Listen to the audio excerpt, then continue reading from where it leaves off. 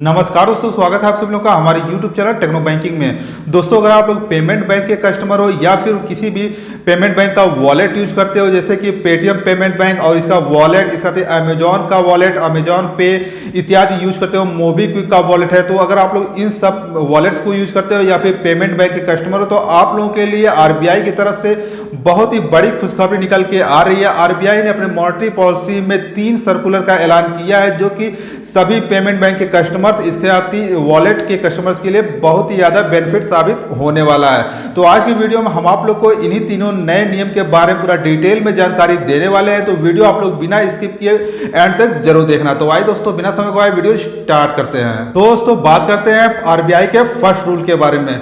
तो आरबीआई ने सभी प्रकार के पेमेंट बैंक के मैक्स डिपॉजिट लिमिट को इंक्रीज करके 1 लाख रुपए से 2 लाख रुपए कर दिया है। अगर आपका किसी भी पेमेंट बैंक में अकाउंट है तो आपको पता ही होगा कि सेविंग अकाउंट में आप मात्र 1 लाख रुपए ही जमा कर सकते थे। जैसे ही 1 लाख रुपए से ज्यादा होता था तो इसके लिए सभी पेमेंट बैंक ने अलग अलग आइडियाज निकाले हुए थे। जैसे पेटीएम पेमेंट बैंक में मान लिया अगर आपका अकाउंट रहा होगा तो आपको पता होगा जैसे 1 लाख रुपए से ज्यादा डिपॉजिट होता था आपके सेविंग अकाउंट में, वो एफडी में कन्वर्ट हो जाता था। इसी तरीके से एयरटेल पेमेंट बैंक ने सूर्योदय स्मॉल फाइनेंस बैंक के साथ टाई अप किया हुआ था। तो जैसे आप लोग का एयरटेल पेमेंट बैंक में 1 लाख रुपए से ज्यादा का डिपॉजिट होता था तो वो ऑटोमेटिक सूर्योदय स्मॉल फाइनेंस बैंक के अकाउंट में डिपॉजिट हो जाता था, और जब 1 लाख रुपए से कम होता था तो वो ऑटोमेटिक ही सूर्योदय स्मॉल फाइनेंस बैंक से आपके एयरटेल पेमेंट बैंक में आ जाता था। लेकिन अब आरबीआई ने इसकी लिमिट को बढ़ाकर 1 लाख रुपए से 2 लाख रुपए कर दिया है। तो आप लोग बड़े आसानी से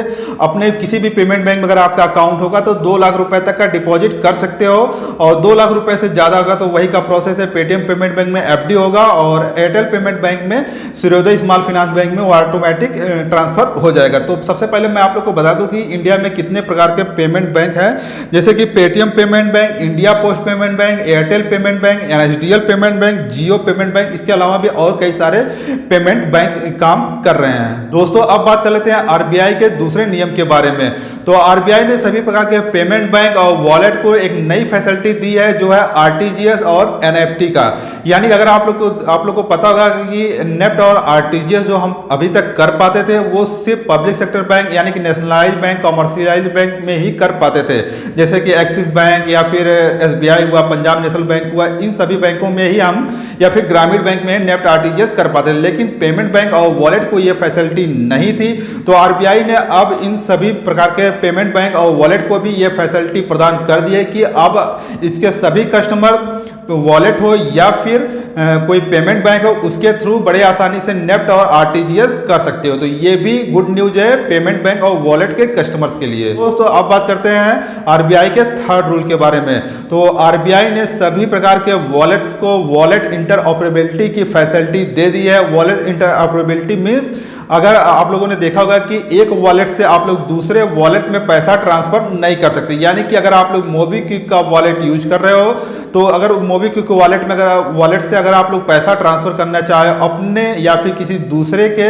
पेटीएम वॉलेट में, तो आप लोग वो नहीं कर सकते थे ट्रांसफर। लेकिन अब वॉलेट इंटरऑपरेबिलिटी फैसिलिटी आने के बाद आप लोग फ्री हो जाओगे किसी भी वॉलेट से, चाहे वो फोन पे का वॉलेट तो हालांकि बंद हो गया, तो मोबीक्विक के वॉलेट से आप लोग पेटीएम के वॉलेट में पैसे बड़े आसानी से ट्रांसफर कर सकते। तो ये भी एक गुड न्यूज है वॉलेट कस्टमर्स के लिए। दोस्तों, इंटरऑपरेबिलिटी की फैसिलिटी अभी तक सिर्फ यूपीआई एप्लीकेशन को ही थी, जैसे कि गूगल पे के थ्रू आप लोग देखते होंगे कि फोन पे आप लोग पैसा ट्रांसफर कर देते हो, या फिर फोन पे के थ्रू अमेजॉन पे, या फिर अमेजॉन पे के थ्रू पेटीएम के यूपीआई पे आप लोग पैसा ट्रांसफर कर सकते हो। मतलब कि किसी भी यूपीआई के थ्रू आप लोग किसी अदर यूपीआई को पैसे ट्रांसफर बड़े आसानी से कर सकते थे। लेकिन अभी तक वॉलेट को ये फैसिलिटी नहीं थी।